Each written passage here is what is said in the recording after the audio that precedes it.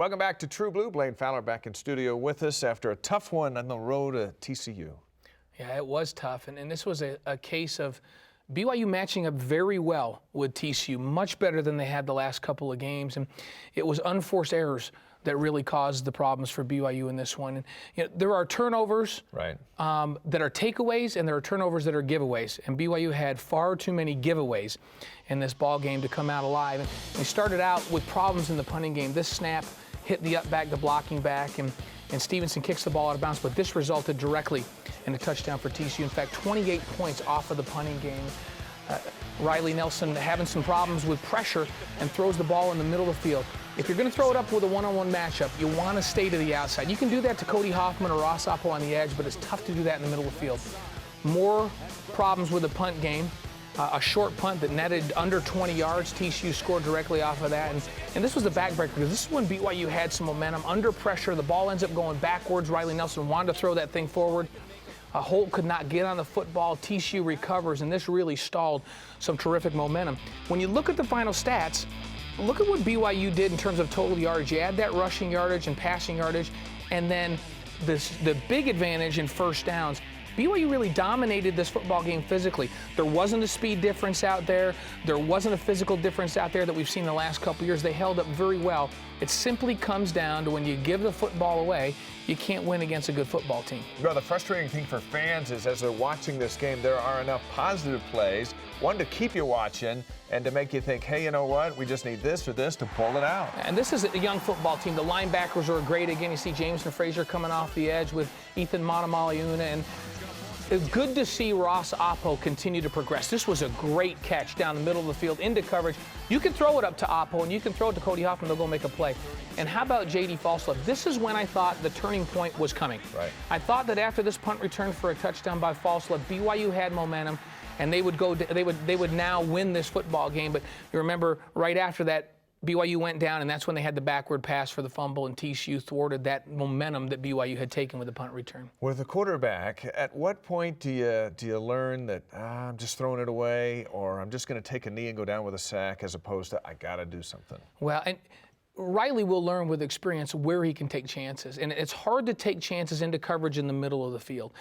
If you look outside and you've got Cody Hoffman, and he's one-on-one on a corner by himself, you know that you can throw the football up, and if you keep the ball high, he's either going to catch the ball or he's going to knock it down. Right. You just can't throw it in the middle of the field late. And, you know, there was an interception that was a takeaway. We're going to give TCU one takeaway. The interception by their free safety, the one-handed catch, that's just a great defensive play, and those are going to happen.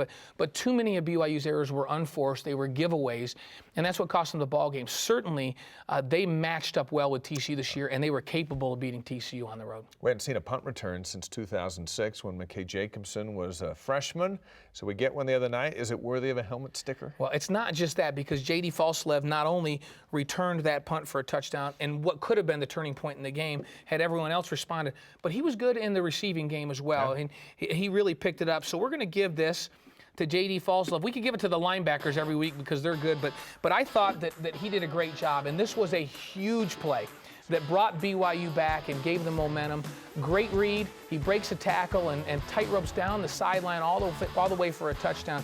But he was also a go-to guy for Riley Nelson in the pass game in this ball game, and working those inside routes. He's got such good route running skills. He's got very good hands, and he can make people miss after the catch. And he's really just come on as a receiver as of late. Riley looks for him quite a bit. Well, this is a young receiving core that's going to be good as the season progresses and really good next year. All right, let's move to the other season, which is underway now. Men's basketball, a lot of hype, a lot of expectation in the post-Jimmer and Jackson era. Got underway the other night against Midwestern State. Who do you like on this club? Well, I think this entire front line is outstanding. They've got a core up front that is going to give them scoring and give them good, solid defense. And as a group, they're very, very good. Brandon Davies has not only developed that post game, but has a little bit of range now. Charles Abua, when he plays under control, it can be a dominating player. He's physically very, very gifted. DeMarcus Harrison, we're excited to see him play. And what BYU is looking for is some consistency from the outside. Guys that can take the ball off the dribble and score from the outside, because they got to replace two pretty good guards. And Noah Hartsock it gives them a dimension of a big guy that can also stretch a team from the perimeter and shoot from the outside. Preseason poll for the West Coast Conference. A little surprised to me that BYU was picked third, but maybe they just don't know about the Cougars. Well, they are the unknown. And remember, when TCU came into the Mountain West Conference in football, they were voted like 4th or 5th. Right. And they won. Yeah. They won the conference. People just didn't know them, and people don't know BYU, the media that are voting on that. Preseason all West Coast Conference team, certainly Brandon Davies, very deserving of being there. And I love this entire front line for BYU. If they can get some complimentary play on the guard line, this could be a really good season for BYU. Okay, we'll see them again Friday night here on BYUtv. Our trivia question last week was this: how many times have the Cougars held their opponents to 6 points or less under Bronco Mendenhall? Well, Chandler Johns from Spanish Fork, Utah, correctly answered the question, which was 9.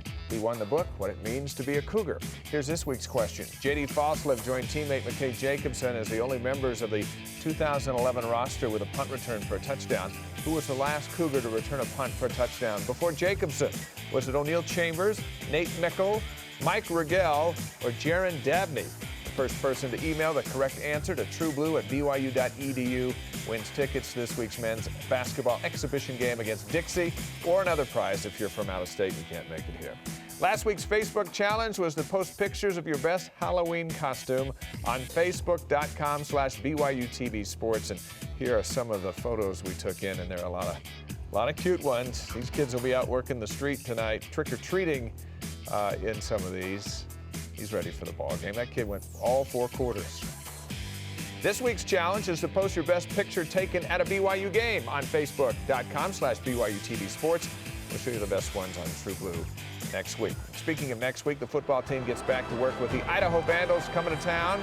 We'll have a special Thursday's Heroes report from practice, and women's basketball coach Jeff Judkins and senior guard Haley Hall-Steed will be in studio as BYU gets ready for their game against 8th-ranked Duke at the Marriott Center. For Blaine Fowler and all of us at True Blue, I'm Dave McCann. Thanks for watching, and we'll see you next week. And by the way, be liberal with that trick-or-treat candy tonight. What are you guys giving out? Give away whole candy bars. I am coming to your house. You become really popular in your neighborhood. Yeah, for years to come. See you, everybody.